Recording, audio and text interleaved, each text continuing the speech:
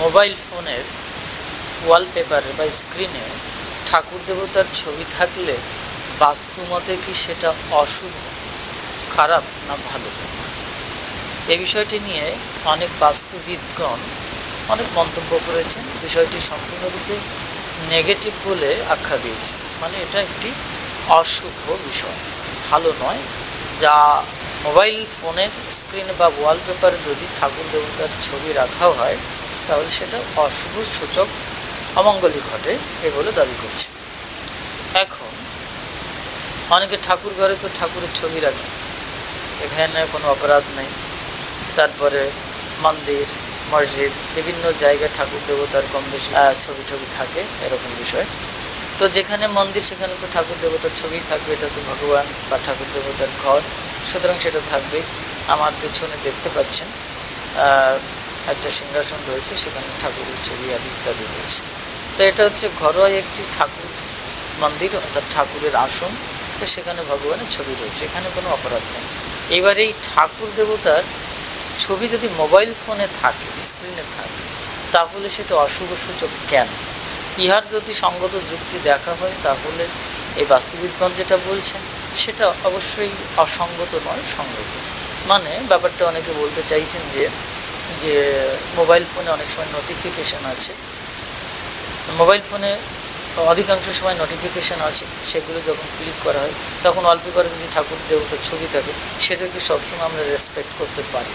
তারপরে মোবাইলটাকে নিয়ে অনেকে বাথরুমে যান, বিভিন্ন জায়গায় যাতায়াত করেন, বাইরে, আউটডোরে, ইনডোরে, যেখানেই হোক না কেন কম বেশি মোবাইল নিয়েই এখন সবাই চলে।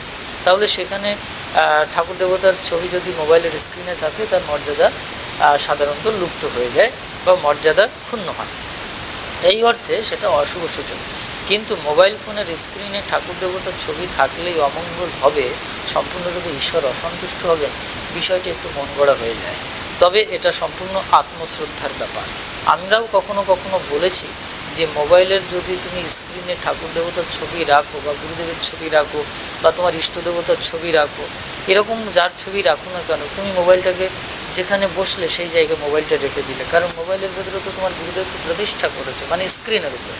এবার মোবাইল অ্যাপসের ভেতরে বহু জায়গায় ইমেজ কালেকশন আছে, সেখান থেকে ইমেজ আমরা কালেক্ট করি, বিভিন্ন পিডিএফ আছে যেখানে শাস্ত্র পুস্তক সেখানে রয়েছে। তাহলে মোবাইল ফোনের ভেতরেই তো সব কিছু রয়েছে। ইন্টারনেটের দুনিয়াতে এটা এখন ইন্টারনেটের বই কিতাবের সংগ্রহশালা, ছবির সংগ্রহশালা, ভগবানের বিভিন্ন এই জগৎ ব্রহ্মাণ্ডে যা কিছু কম বেশি এখন আমরা মোটামুটি মোবাইল ফোনের ভেতরেই পাই। তাহলে মোবাইলটা কি একেবারে অগ্রাহ্য হবে? এখন এখানে কথা হচ্ছিল যে স্ক্রিনের উপর মোবাইল ফোনের ওয়ালপেপার, তো এই ওয়ালপেপারের সাথেই একটি বিতর্ক বিষয়। আপনি আপনার ভগবানকে বা ইষ্ট দেবতাকে বা গুরুদেবকে মোবাইলের স্ক্রিনে ওয়ালপেপারে রাখলেন, ইহার মানে হচ্ছে আপনি প্রতিষ্ঠা করলেন যাতে সবসময় আপনার চোখের সামনে থাকে, কিন্তু আপনার চোখের সামনেই আছে, কিন্তু আপনি তাকে সবসময় শ্রদ্ধা করতে পারছেন না, মর্যাদা ঠিক রাখতে পারছেন না। এগুলো তো খেলনা জিনিস না, এগুলো একটি ধর্মাচারের বিষয়বস্তু, সূক্ষ্ম বৈদিক আচারের বিষয়বস্তু, সূক্ষ্ম শ্রদ্ধার বিষয়বস্তু। যখন আমাদের ইষ্ট দেবতার প্রতি গভীর এবং সূক্ষ্ম আনুভূতিক শ্রদ্ধাটা নষ্ট হয়ে যায় তখন কার লস হয়? ভগবানের লস হয় না, ভগবান অসন্তুষ্ট হন না। অসন্তুষ্ট হন আপনার ভেতরের একটি সত্তা, যা ক্রমান্বয়ে একটা সময় দেখা যায় যে সেটা আপনার ডেপথ, গভীরতা, আপনার যে চিন্তা শক্তি সেটাকে হালকা করে দিচ্ছে, থিন করে দিচ্ছে। ঈশ্বরকে জানতে গেলে বিস্তীর্ণ হতে হবে এবং গভীর হতে হবে। এই দুটো জিনিস না থাকলে ঈশ্বরকে প্রাপ্ত হওয়া যায় না, কারণ ভগবানের সংজ্ঞাই হচ্ছে এই, একাধারে তিনি গভীর, একাধারে বিস্তীর্ণ। তো যাই হোক, এখন কথা হচ্ছে যে দেখুন, এই আপনি যেখানে সেখানে বসে পড়লেন, আপনি যেখানে সেখানে মোবাইলটা রাখলেন, তার মানে কি দাঁড়াচ্ছে যে আপনি একটা মন গড়া ভাবে ভগবানকে ভালো লাগে, একটু শিবকে ভালো লাগে, কৃষ্ণকে ভালো লাগে, কালীকে ভালো লাগে, গুরুদেবকে ভালো লাগে, একটু রেখে দিলাম যাতে চোখের সামনে একটা ফ্যাশনেবল হয়ে গেছে। আবার অনেকে ভালোবেসে করেন, কিন্তু মর্যাদাটা যদি না থাকে, আপনি খেতে বসতে দিয়েছেন কিন্তু অন্ন দিলেন না, ঠিকঠাক যত্ন করলেন না, তাহলে কি হবে? অমর্যাদা হয়ে যাচ্ছে। তাহলে মোবাইল ফোনটাকে আপনাকে সঠিকভাবে ব্যবহার করতে শিখতে হবে। আমি একজন মহাপুরুষকে সচক্ষে দেখেছি, তার মোবাইল ফোনটা তো আর রাফলি ইউজ হয় না, ওনার কাছেই থাকে। মোবাইলটা সকালবেলায় বের করেন, হ্যাঁ, খুব সকালে বের করেন, যখন উনি আহ্নিক ক্রিয়া করেন তখন মোবাইলের স্ক্রিন ওনার গুরুদেবের ফটো রয়েছে, চিত্রপট রয়েছে তথা দিব্য বিগ্রহ রয়েছে, সেটাকে উনি দর্শন করে প্রণাম করেন এবং আবার মোবাইলটাকে একটি নির্দিষ্ট জায়গায় রেখে দেন, তাহাতে কেউ হাত দেন না এবং সেটা পরিষ্কার পরিচ্ছন্ন জায়গায় থাকে এবং সেটা রাফলি ইউজ করা হয় না। তাহলে সেক্ষেত্রে কি তার জন্য অশুভ হচ্ছে? এটা তো তিনি মর্যাদা রক্ষা করেছেন। যদি আপনি মর্যাদা রক্ষা করতে পারেন তাহলে ওই বাস্তবিদের পরিভাষায় যেটা বোঝাচ্ছে সেটা কিন্তু গ্রহণযোগ্য হবে। এবার ওখানেও পরিষ্কারভাবে উঠে আসে, যদি আপনি শ্রদ্ধা করতে পারেন, আপনি শ্রদ্ধা করতে পারছেন না তাই কিন্তু ওয়ালপেপারে রাখাটা বা মোবাইল স্ক্রিনে রাখাটা অশুভ হয়ে উঠছে।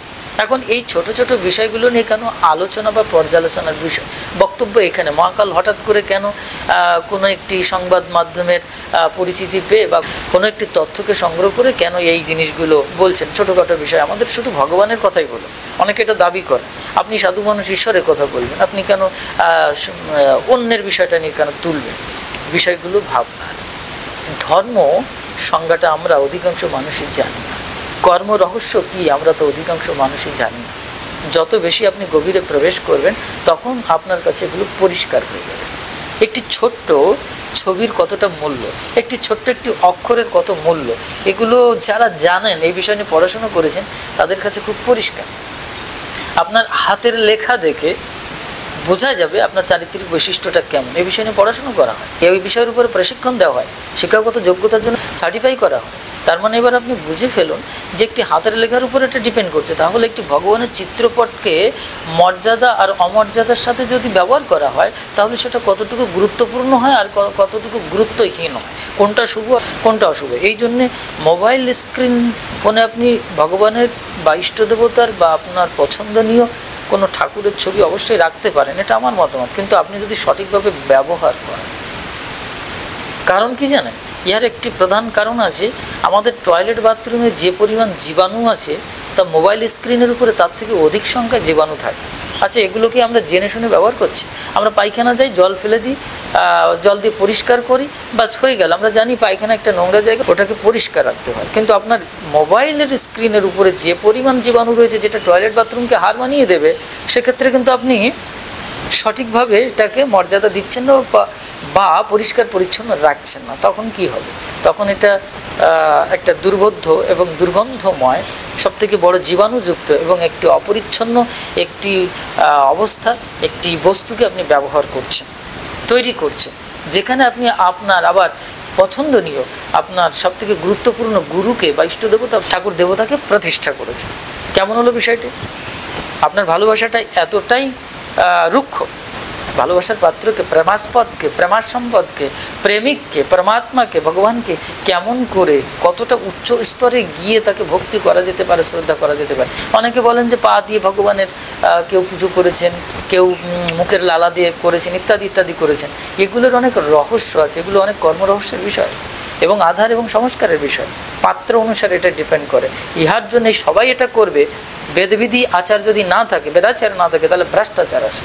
এই জন্য আপনি মোবাইল স্ক্রিনের উপরে বা যে কোনো জায়গা, আপনার ঘরে বা আপনি ঠাকুর ঘরে বা মন্দিরে ভগবানের একটা ছবি বা বিগ্রহ প্রতিষ্ঠা করেছেন, কিন্তু নোংরা পড়ে যাচ্ছে, ধুলো পড়ে যাচ্ছে।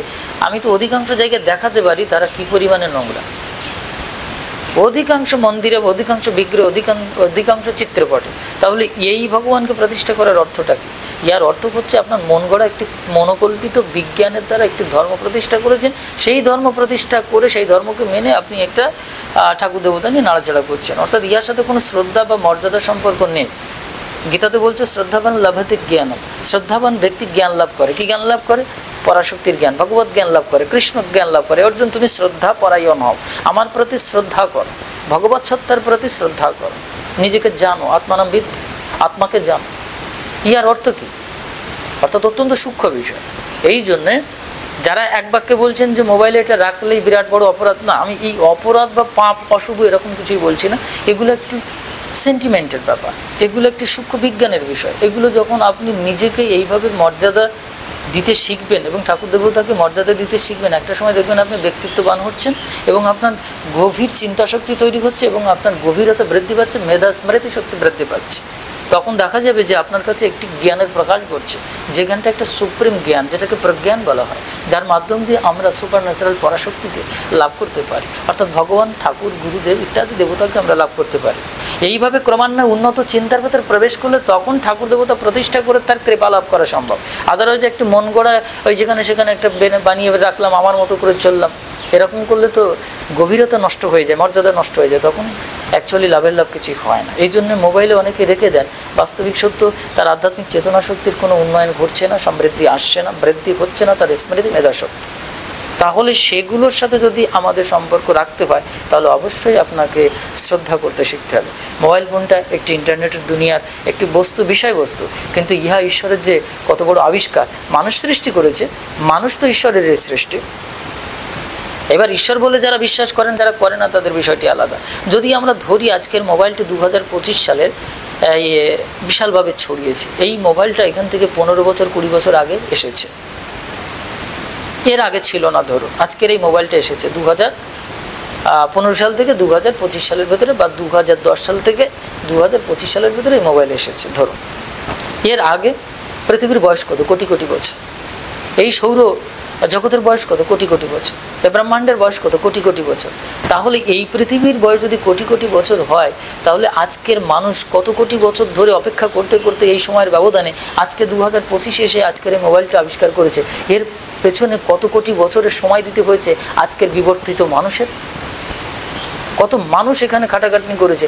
আজকের এই 10,000 টাকা, 15,000 টাকা, 20,000 টাকার বাজারে যাচ্ছেন, একটি মোবাইল কিনে নিয়ে আসছেন, আপনি ব্যবহার করছেন, হাতের থেকে ছুঁড়ে ফেলছেন, যেখানে সেখানে রাখছেন, কিন্তু ইয়ার পেছনে কোটি কোটি বছরের সময় দিয়েছে প্রকৃতি। বিবর্তিত ধারায়, পরিবর্তনের ধারায়, রূপান্তরের ধারায় আজকের মানুষই আবিষ্কার করেছে আজকের এই মোবাইল।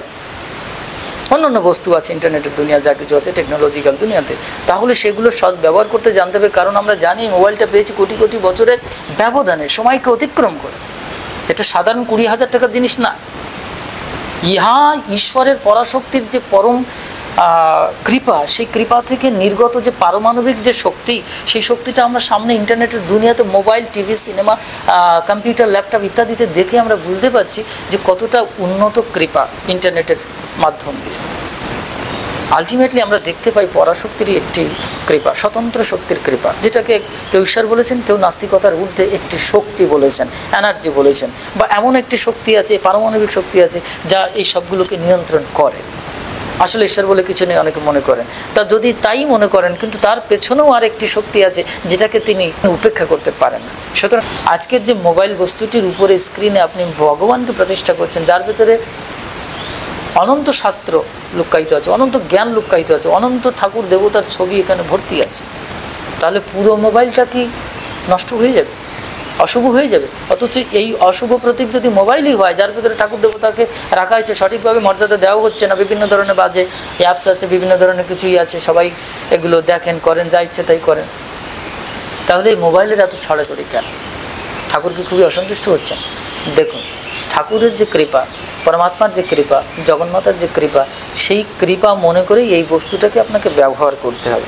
তাহলে সেটা অশুভ সূচক হবে না, সেটা শুভ সূচক হবে। ভগবান আপনাকে ধন্যবাদ দেবেন। হ্যাঁ, এই দীর্ঘ কোটি বছরের সময়ের ব্যবধানে আবিষ্কৃত মানুষের দ্বারা আমারই শক্তির মাধ্যম দিয়ে আজকের এই মোবাইল যে মানুষটি আজকে সঠিকভাবে ব্যবহার করছে, ভগবান তাকে ধন্যবাদ দেবেন। কিন্তু বিজ্ঞানের নামে যদি অবৈজ্ঞানিক ফর্মুলা ব্যবহার করে, যেটাকে অসৎ ব্যবহার করে, এবং সত্যি কথা এই যে মোবাইল স্ক্রিনের উপরে ঠাকুর দেবতাকে রেখে যদি আপনি মর্যাদা না রক্ষা করতে পারেন, শ্রদ্ধা না করতে পারেন, সেবা না করতে পারেন, তাহলে শুধু শুধু লোক দেখানো এই ঠাকুর দেবতার ভক্তি মোবাইল স্ক্রিনের উপরে রেখে সেটা কতদূর যে আপনার সিন ক্রিয়েট করবে, মানে ভগবত সিন ক্রিয়েট করবে, সেটা বলা খুব মুশকিল আছে।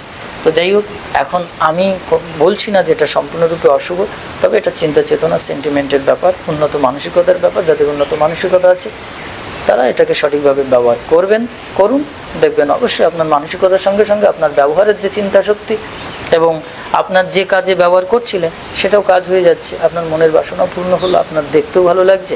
আপনি কখনো কখনো মোবাইল স্ক্রিনটা অন করে দেখলেন যে হ্যাঁ ঠাকুরের ছবি ভেসে উঠেছে, দেখে একটা প্রণামও করলেন।